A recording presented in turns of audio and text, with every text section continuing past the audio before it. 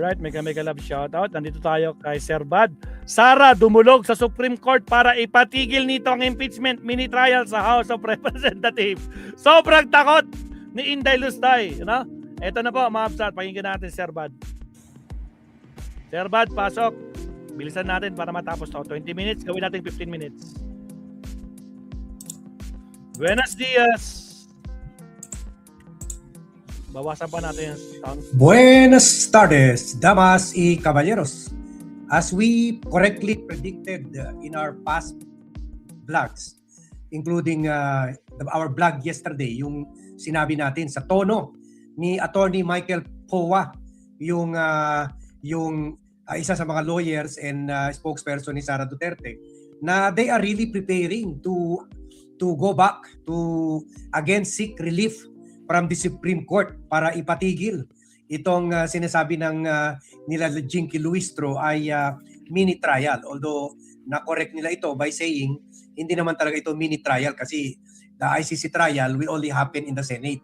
Kung hindi, ito ay confirmatory hearing para ma-confirm lang kung may sapat na basehan to act on the impeachment complaint filed by various civil society, religious groups, and political groups.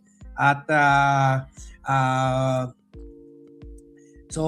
preparatory lang ito, kumbaga kung sa batas or kung sa ordinary procedure of law, parang preliminary investigation lang ito. Pero yung actual trial will happen in the Senate. Pero ngayon, ito ang ginamit dahilan ng kampo ni Sara Duterte na sa pagsabi na parang trial na ang ginagawa ng House of Representatives. At baka sabihin nyo na naman na another fake news na naman ito. Although hindi tayo nagpe-fake news dito sa Vlogcaster channel, i-play natin itong DZMM report ukol dito. I-play natin para malaman nyo rin kung ano ang nilalaman nitong complaint seeking for the issuance of a temporary restraining order or TRO, asking the High Court, the highest court in the land, again, tulad ng ginawa nila noon, ipatigil na naman Takot yarn. Yung Supreme Court pa ang nag-order para dumaan muna sa process. Justice Committee hearing. Ngayon, kine-question nila ito. Parang in effect, yung action nila ito, parang kine-question rin nila yung wisdom ng Supreme Court. Parang sinasabi, bobo, stupido, tanga ang mga justices na nag-order na dapat dumaan muna sa Justice Committee hearing yung impeachment complaint at hindi pwede i-fast na lang or pabilisan yung procedure by a vote of 13 or 1/3 votes or 106 votes. Ngayon na hindi, kahit meron na naka-ready 200 votes ang majority block, ready na nila i-endorse ito sa Senado, may 1/3 vote na sila. Ngayon, hinaharangan naman ng kampo ni Sara, pati hearing dito sa Justice Committee na ang Supreme Court mismo ang nag-order. So sana may sense of propriety. Sana ma-realize na yung mga Supreme Court justices na hindi naman talaga fairness ang hinahabol ni Sara. Ang habol talaga niya ay patayin any form of impeachment complaint or any attempt to remove her from power via impeachment or any siguro ang last recourse na lang dito yung plan B ni Boying Remulla, kasuhan na lang talaga siya. So sana hindi Jaco Ordonez grabe naman, sabi niya. Grabe naman itong Sara, dapat harapin niya. Yun nga Sana Jaco Ordonez ma-realize niya ng Supreme Court na niloloko lang sila ni Sara Duterte. Sinabi last year, kaya pinagbigyan nila si Sara, hindi daw nabigyan yung side, hindi daw pinagbigyan yung side niya para kontrahin itong impeachment complaint sa House kasi dinerecho daw sa Senado. Nung nandoon na sa Senado, pinatay naman ang mga kaalyado nila. Ngayon sinabi ng Supreme Court, wag nyo i-fast-fast, wag nyo idaan muna sa plenary session kung saan dahil may 1/3 vote kayo, diretso kaagad iakyat sa Senado. Dumaan muna kayo sa Justice Committee hearing. Ngayon, yan na ang ginagawa. Yun. Hindi naman sila nag-participate. Hindi naman sila sa reply nila, wala naman sinabi, wala naman kinontra ng mga, wala naman pahayag para kontrahin yung mga accusation laban sa kanila. Pagkatapos ngayon, sinasabi na kinakawawa sila, pinipersecute sila, unfair sa kanila. So sana i-share nyo itong vlog, i-like nyo itong vlog. Sana magising na yung Supreme Court. In fact, insulto at sampal ito sa kanila.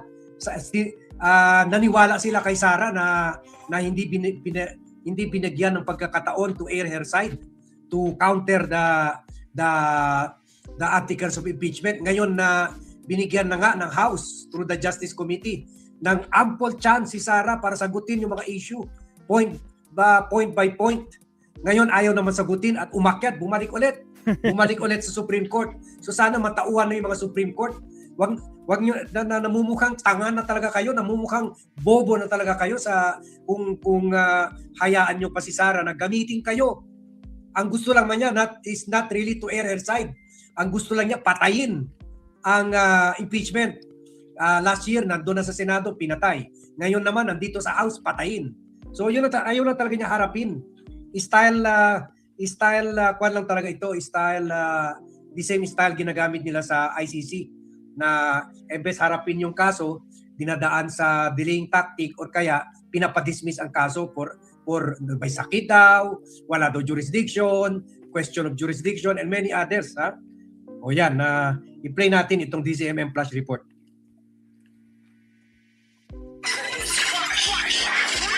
Dali, Hatid sa atin yan ni Steve Ra. Steve, magandang hapon. Dali. Hindi ko panood yung kwan ko. Pasensya na, kulang yung staff natin. Dapat meron talaga dito. Wala eh. Masyado nang malaki yung gastos natin sa mga staff. Kaya tayo na lang. Siguro sana hindi na lang ako mag-loudspeaker pero sana marinig nyo yung news report kasi nagloloko na naman yung natin speaker.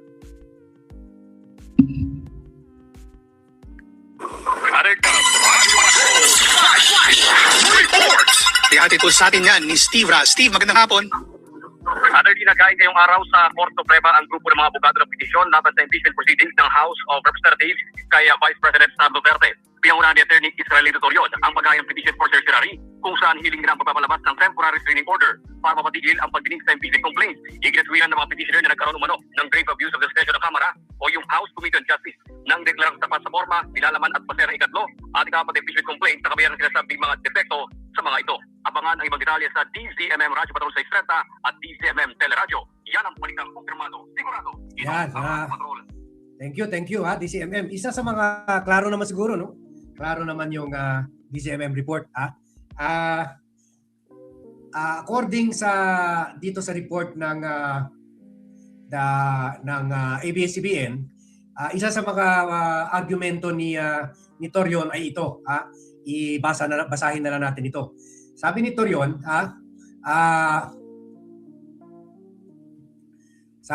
the Constitution grants the House the sole power to initiate impeachment, but that power is not absolute. So, binibigyan naman daw ang House ng power to initiate impeachment, pero hindi daw ito absolute. Ibig sabihin, limitado lang. Sila na nga at ang Senado, kumbaga, ang House ang tatanggap, ang Senado ang mag-trial, yun lang man yun eh. At tinanggap naman ng House, ngayon, sinusuriin nila yung mga ebidensya. Hindi nila kasalanan kung ayaw sumali sa pagsusuri sa hearing sila Sara Duterte. Sabi ko na sa inyo, strategy nila yun. Hindi sila mag-appear sa hearing at sasabihin nila, hindi sila pinagbigyan. Hindi binigyan sila ng pagkakataon to clear the issue or to air their side. So strategy yun eh. Ito naman sila Torion, sinabi they are filing the case daw as taxpayers and not part of the legal team of Vice President Sara Duterte. Tell that to the Marines. Iisa lang kayo yan, mga DDS. Iisa lang kayo yan. Ito lang ang kulay. Sabi pa ni Torion, referring to the House and the Justice Committee, it is bounded by law, by due process, by the committee's duty to dismiss complaints that fail the required threshold test, and by prohibition against converting impeachment initiation into a roving inquiry designed to build rather than merely evaluate a case. Sana daw, iningi niya dito, sana dinismiss na lang. Nasabihin walang hindi sufficient in form and substance. Sufficient sobra-sobra kayong ebidensya Ano pa ba ang pwede na hanggang ngayon ilang taon na itong issue, hindi pa nga napipresenta si Mary Grace Piatos o si Siomai Ocho. Ano pa ba ang hindi klaro dyan? At hindi pa nga na-justify kung saan napunta yung 125 million confidential funds in 2022 na nawala in 11 days, na withdraw in 11 days, at yung 612 million, pati yung iba pang anomalies, yung 8 billion na overprice ng computer sa DepEd at yung umaabot na ng 21 billion katiwalian sa DepEd, at yung SALN niya, 88 million pero meron siya 2 billion sa bangko as exposed by former Senator Antonio Trillanes. Meron pang bank account sa BPI, Julio Vargas Bank. Sana yan na natin, ngayon na natin makiklear ito Kaya sana wag ito pagbigyan ng Supreme Court. Sobra na yan kung pagbigyan pa ito ng Supreme Court. Baka magrevolusyon ng tao. At yun daw, kino-convert daw yung trial, impeachment hearing into a trial. Imbes daw ini-evaluate, binibuild, nagke-case build up daw. Dapat rin naman bigyan ng pagkakataon yung mga nag-file ng complaint to get additional evidence. Parte rin yan ng trabaho ng Justice Committee. So sabi ko na sa inyo, dahil ngayon pinasupena duces tecum na yung mga articles of incorporation ng mga kumpanya ni Sara Duterte, sinusuri na yung mga income tax nila, sinusuri na yung SALN, sinusuri na yung BIR records nila, at later on siguro kung ready na yung AMLAC, pati yung bank records nila, yun, nagpanik na sila. Sabi ko sa inyo yung interview kahapon ni Michael Powa, yung the way sinasagot niya yung issue, parang sinasabi niya na aakyat na talaga kami sa Supreme Court, naghahanap lang kami ng timing. So yun, eto na, hindi lang man nakahanap na padaanin yung Holy Week, ito talaga pasanin na naman sa atin. Kahit papasok na ng Holy Week, gumalaw pa rin mga demonyo, mga kampon ni Satanas. Yan, tingnan natin kung meron pa iba. Tingnan natin kung meron pang ibang balita dito. Kasi ito lang nakita ng team. Magsisiesta na nga sana ako, dinistorbo pa ako ng bad team, pero okay lang, sige lang. At least nahabol natin ito kaagad. Yan naman ang gusto natin gawin dito sa Vlogcaster channel. Parati kayo na una. Wala pa tayo ibang information dyan. Later on, as we get more facts, as we get more details dito sa kaso na ito, we will discuss them with you, okay? So yan, oo. Sige, wala pa gaano. Meron din dito sa kaibigan natin si Attorney Jesus Palsis. Sabi niya, breaking! Lawyers of Sara Duterte filed TRO and petition with Supreme Court to stop the impeachment proceedings. Mapa House or mapa Senate, ayaw talaga nila lumabas ang ebidensya. Lalong-lalo na si Ramil Madriaga. Yun, takot rin sila kay Ramil Madriaga. Sige, yan lang muna. Paunang vlog natin, and we will come back as we get more details on this matter. So thank you very much everyone for watching. Thank you very much for joining me in this vlog.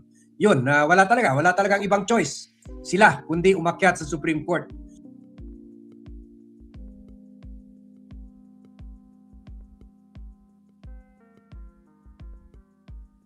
Naka-off pala yung mic natin. Ayun, wala na, umaasa talaga sila sa Supreme Court kasi takot na. Wala na, no more choice, di ba? Shout out Ma'am Nets. Good afternoon. O yan, so sobrang takot, nako po, wala na. Supreme Court na lang ang huling ko nila, pag-asa nila. Wala na, taranta na ramdam nila. Wala na, sukul na, Diyos ko Lord Rudy. O siya, next topic tayo, Mabsat. Here we go, countdown na rin tayo, Mabsat.